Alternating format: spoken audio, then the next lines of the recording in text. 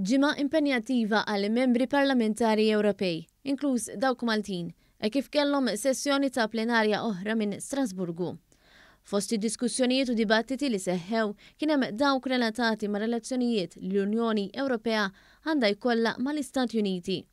Kif spjega l-Europarlamentari Laburista Alfred Sant, bħalissa hemm xi dubji fuq azzjonijiet li ħal President Amerikan Joe Biden.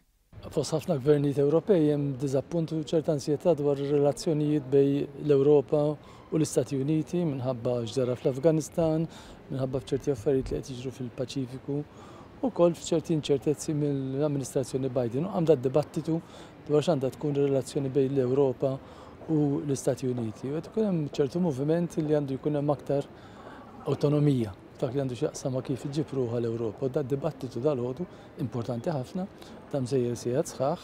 Fid-dawl li issa se nibdew xhur xitwin u bekk it-turiżmu mistenni jonqos anke fi żminijiet ta' pandemija, l-Europarlamentari Awċija Josjen Kutajjar appellat messaġġ ċar sabiex l-għajnuniet finanzjarji jibqgħu jingħataw lin-negozji u ħaddiema li jaqlaw il-ħobża ta' kuljum minn dan is-settur. Dil-ġimma mal-Kummissjoni Ewropea kellna dibattitu dwar it-turiżmu u nafu d-daqqa ta' ħarta li ħada s-settur kien hemm għajnuniet kemm mill-Unjoni Ewropea u ċertament anke minn Gvern Laburista lokalment iżda ma nistgħux nieqfu hemm.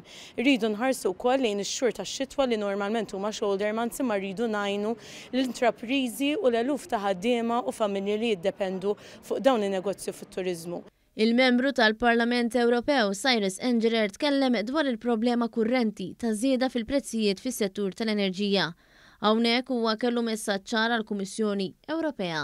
Qegħdin nitolbu lill-Kummissjoni Ewropea sabiex minnu fih toħroġ bi proposti b'saħħithom sabiex naraw illi ikun kemm ikun il-prezz taż-żejt u tal-fuel dan ma jaffettwax liċ-ċittadini illi huma l-iktar vulnerabbli. Ma jistax ikun illi ċ-ċittadini Maltin u Awċin kif ukoll dawk madwar l-Unjoni Ewropea illi jifilħu l-inqas jerfgħu l-ikbar pis ta' dawn il-prezzijiet. Il-plenarja ntemet ukoll billi bosta żgħażagħ u adolescenti Maltin u Awċin ħadu sehem fil-European Youth Event għal din is-sena li rat li dawn iż-żgħażagħ waslu l-idejat tagħhom dwar il-futur tal-Ewropa.